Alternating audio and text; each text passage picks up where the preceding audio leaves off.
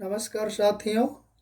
12वीं कक्षा हिंदी विषय के अंतर्गत गद्य खंड का चौथा पाठ फणीश्वरनाथ रेणु की कहानी है पहलवान की ढोलक। आज हम इसके बारे में संक्षिप्त सारांश प्रस्तुत करेंगे। उसके पहले आइए चलते हैं लेखक परिचय की ओर। संक्षिप्त में लेखक फणीश्वरनाथ रेणु का जन्म 4 मार्च सन 1921 को औराही हिंगना, जिला पूर्णिया, अब अररिया में, अर्थात जैसे पिछले में यादगिरी गुलबर्गा में था लेकिन अब यादगिरी हो गया, उसी तरह से पहले पूर्णिया में था, अब अररिया में बिहार में उनका जन्म हुआ। इनकी प्रमुख रचनाएं हैं मैला आंचल, प्रति परिकथा, दीर्घ तपक, इतने चौराहे, ठुमरी, अग्निखोर, आदिम रात्रि, एक श्रावणी दोपहरी की धूप, ऋण जल, धन जल, वन तुलसी की गंध, श्रुत अश्रुत, नेपाली क्रांति कथा, रेणु रचनावली, ये इनकी प्रमुख रचनाएं हैं। इनका निधन हुआ 11 अप्रैल सन 1977 को पटना में। तो इनका संक्षिप्त सारांश हुआ।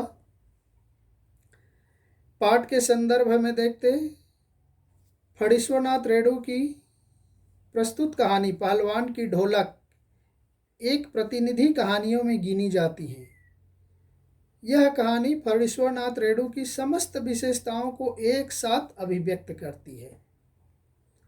रेणु की लेखनी में अपने गांव, अंचल एवं संस्कृति को सजीव ढंग से प्रस्तुत करने की अद्भुत क्षमता है। ऐसा लगता है मानो हर एक पात्र वास्तविक जीवन ही जी रहा हो, बनावटी नहीं, नकली नहीं। पात्रों एवं परिवेश का इतना सच्चा चित्रण अत्यंत कठिन है, दुर्लभ है। रेणु ऐसे गिने चुने कथाकारों में हैं जिन्होंने गद्य में भी संगीत पैदा कर दिया, अन्यथा ढोल की उड़ती गिरती आवाज और पहलवान के क्रियाकलापों का ऐसा संयोग, ऐसा सामंजस्य अन्यत्र दुर्लभ है। कहानी के अंत में किस तरह से भूखमरी महामारी की शक्ल में आए मौत के षड्यंत्र ने उस लुट्टन पहलवान को पूरी तरह से पराजित कर देता है, अर्थात उसकी मृत्यु हो जाती है। इस करुणा त्रासदी में लुट्टन हमारे सामने कई सवाल छोड़ जाता है। तो आइए चलते हैं पाठ के सारांश की ओर। पहलवान की ढोलक। जाड़े का दिन था, ठंड का दिन, अमावस्या की रात, ठंडी और काली, घनघोर था। गांव में हैजा और मलेरिया बुरी तरह से फैला हुआ था, जैसे आज कोरोना महामारी फैला हुआ है। रात्रि का अंधकार, भयानक सन्नाटा, क्योंकि उस जमाने में आजकल के जैसे करंट, बिजली वगैरह नहीं रहता था। लोग एक बार खा के बत्ती वगैरह बुझा करके अपने लालटेन, दीपक, चिमनी जो भी हो बुझा देते थे, तो फिर अंधकार पूरा घेर लेता था। आजकल तो चारों तरफ बिजली की प्रकाश दिखाई देने लगती है, उस जमाने में ऐसा नहीं था, इसलिए रात्रि और ज़्यादा भयानक, डरावना लगता था। आकाश में केवल तारे चमकते हुए दिखाई देते थे, इसके अलावा कहीं कोई प्रकाश का नाम नहीं, क्योंकि रात्रि अमावस्या की थी और अमावस्या को कहा जाता है अंधेरे की क्षमता और बढ़ जाती है। जंगल में कीदड़, उल्लुओं की ये डरावनी आवाज़ वातावरण की निस्तब्धता को, शांति को कुछ समय के लिए भंग कर देती थी। झोपड़ियों में पड़े मरीज की मुंह से आवाज़ निकलते थे, हरे राम, हे भगवान, ये निकल रहे थे। और कभी कभी बच्चों के निर्बल कंठों से माँ माँ की चित्कार, या बच्चों की रोने की आवाज़ें भी आ रही थी। कुत्ते जाड़े के कारण राख की ढेरी पर शरीर को सिकोड़कर सो रहे थे। जब वे रात को रोने लगते तो वातावरण में दहशत, डर, भय का माहौल बन जाता था। लोग डर जाते थे। रात्रि के इस भयावह वातावरण में भी लुट्टन पहलवान की ढोलक लगातार बजती रहती थी। दिन हो या रात, ढोलक की आवाज़ चट धा गिड़धा, चट धा गिड़धा, अर्थात आजा भिड़ जा, आजा भिड़ जा।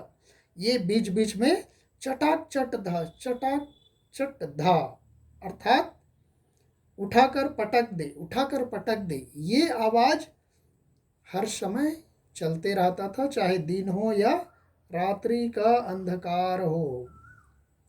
यह आवाज़ उस मृतक जैसे गांव में लोगों के मन में संजीवनी शक्ति भर देती थी।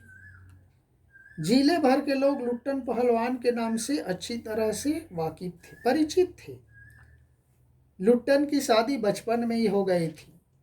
जब वह 9 वर्ष का था, उनके माता पिता की मृत्यु हो गई, इसलिए उसका लालन पालन उसकी सास ने किया।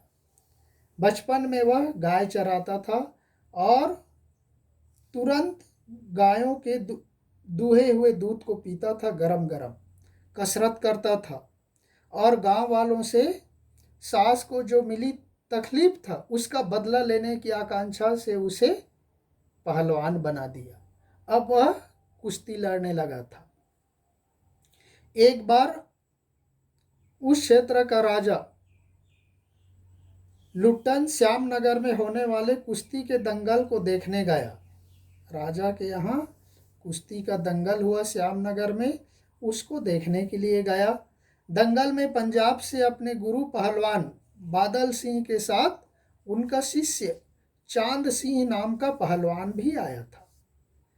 उसने अपनी उम्र के सभी पहलवानों को हरा दिया था और इसलिए उसको शेर के बच्चे की उपाधि प्राप्त की थी, अर्थात उसको शेर के बच्चे की पदवी दी गई थी। चांद सिंह से भिड़ने की हिम्मत किसी पहलवान में नहीं होती थी। एक अजीब किलकारी भरता था और अखाड़े में लंगोट घुमाकर, यानी घोड़े की चाल में दुलकी लगाते हुए चलता था और अपराजित होने की घोषणा करता था। उसके सामने कोई जाने को तैयार नहीं होते थे। तब श्यामनगर के राजा चांद सिंह को अपने दरबार में रखने की सोच ही रहे थे। तब लुट्टन ने चांद सिंह को चुनौती दे दी।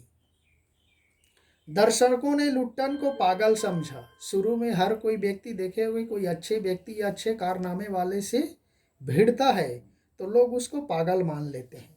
सेम उसी तरह से जब वह लुट्टन पहलवान चांद सिंह से भिड़ने के लिए तैयार हुआ तो सब लोग लुट्टन को पागल मानने लगे, बोलते कि ये मरेगा, ये पागल हो गया। और कुश्ती प्रारंभ होते ही चांद सिंह बाज की तरह उस लुट्टन पर अटैक कर दिया, टूट पड़ा। राजा साहब ने कुश्ती रुकवाकर लुट्टन को बुलाकर समझाया, कुश्ती से हटने को कहा, लेकिन लुट्टन ने राजा से लड़ने की इजाज़त मांगी और उसको विश्वास दिलाया कि वह कुश्ती जीत लेगा। लुट्टन को मैनेजर से लेकर सिपाहियों तक सभी ने समझाया, किंतु लुट्टन ने राजा से कहा, सरकार यदि आपकी आज्ञा न मिली तो मैं यहाँ से वापस नहीं जाऊंगा, पत्थर पर सिर मार मार कर मर जाऊंगा। तब अंततः राजा विवश होकर चांद सिंह से लड़ने की आज्ञा दे दी। भीड़ में अधीरता थी, चारों तरफ निराशा का भाव हो गया था। पंजाबी पहलवानों का समूह लुट्टन को गाली दे रहा था, बोल रहे थे कि ये मरेगा, पागल है। चांद सिंह खड़ा खड़ा मुस्कुरा रहा था, क्योंकि उसको लग रहा था कि उसको चुनौती देने वाला, उसको चैलेंज करने वाला कोई नहीं है। कुछ लोग लुट्टन को लड़ने की अनुमति देना चाहते थे।